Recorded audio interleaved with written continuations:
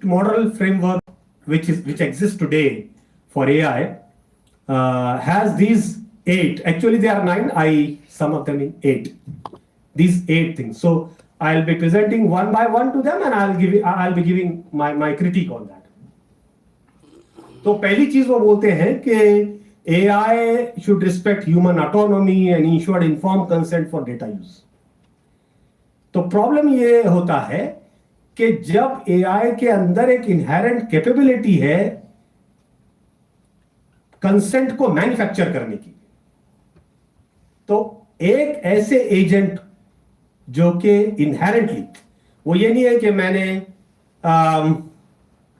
क्या कहते हैं कि मैंने एटॉमिक एनर्जी को यूटिलाइज करना सीखा है, चाहे तो मैं उससे इलेक्ट्रिसिटी बनाऊं, चाहे तो मैं उससे बॉम्ब बनाऊं। वो वैसा नहीं है ना। ये अगर आप जनरल एआई की बात करें तो वो तो सेल्फ डिसीजन मेकिंग में भी या सेल्फ लर्निंग एल्गोरिथम्स जितने हैं, सो जिसके अंदर इनहेरेंटली ये कैपेसिटी मौजूद है कि वो आपके कंसेंट को मैन्युफैक्चर कर सकता है और कंट्रोल के बिल्कुल यानी नए जाविये सोचता है। वो आपको you don't know how to control it, right? At certain stages there are people who there are a bunch of people, not much, who are working in AI ethics. उनका सेंट्रल फंडा ये है कि जब तक हम इस बात को क्लैरिटी से नहीं जान लेते कि कंट्रोल कैसे करना है, तब तक जो है वो तो जो जिसके पास इनहेरेंटली कंसेंट मैन्युफैक्चरिंग कैपेसिटी हो, उसके लिए हम ऑटोनॉमी और कंसेंट का इथिकल वो कैसे एग्जीक्यूट करेंगे, ये पहला मेरा क्रिटिक है उसके ऊपर। दूसरी बात यह है कि उसके अंदर इन इटसेल्फ ये चीज मौजूद है कि वो ऑटोनॉमी को या तो स्नैच कर ले आपकी या उसको मैनिपुलेट कर दे। भाई ऑटोनॉमी क्या है?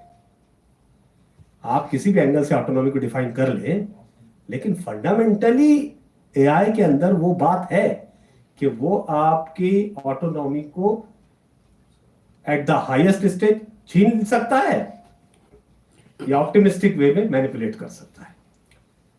दूसरा एस्पेक्ट है ट्रांसपेरेंसी एंड एक्सप्लेनेबिलिटी। तो जो कांशियन इथिक्स है, ये कांशियन इथिक्स के पैराडाइम में बात होती है। हम लोग को ये समझना पड़ेगा कि जो आइडियोलॉजिकल बेसिस है एआई के इथिक्स की, वो 2 फंडामेंटल पैराडाइम से इमर्ज होती है। एक कांशियन इथिक्स है और एक डिओंटोलॉजी। कांशियन इथिक्स को बहुत सारा हम मानते हैं, बहुत सारा उससे इख्तलाफ करते हैं, लेकिन ये चीज के जैसे अभी ट्रांसपेरेंसी और एक्सप्लेनेबिलिटी में हम बोल रहे हैं कि AI system must be transparent and explainable in their decision making process, but we now know that the explainability is limited. At least for GAI it is very limited, and for AI we know much but still we don't know much. We know much but still we don't know much.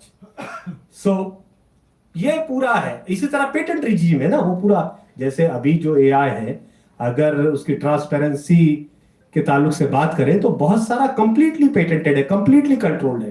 How you are going to do that? ये तो बहुत बात आई ना, fairness and non discrimination. So AI must avoid biases and treat all individual equitably वगैरह वगैरह। मैं इसको छोड़ देता हूँ, इस पर बात आ गई। Accountability and responsibility is another very prominent aspect of secular humanistic ethics, and that is how. But can machine be made accountable? I mean, people who make machines may be held accountable, but can machine be made accountable? That is one thing. And the question of morality, right? So they are telling कि भाई जो programmes हैं वो by in itself amoral है, तो जो moral agency है वो तो ह्यूमंस के पास है। तो कैसे करेंगे? ह्यूमन जो डेवलप कर रहा है उसको पकड़ेंगे, कैसे करेंगे? सो ये एक बहुत है इंपॉर्टेंट। आगे चलता हूं। एक जो central western secular atheistic paradigm का प्रिंसिपल है वो बेनिफिशियंस एंड नॉन मालफिशियंस। सब जानते हैं ये कि भाई AI should enhance human wellbeing and avoid causing harm, but what constitute beneficence? What constitutes beneficence? So is something beneficial for you may not be beneficial for an African guy?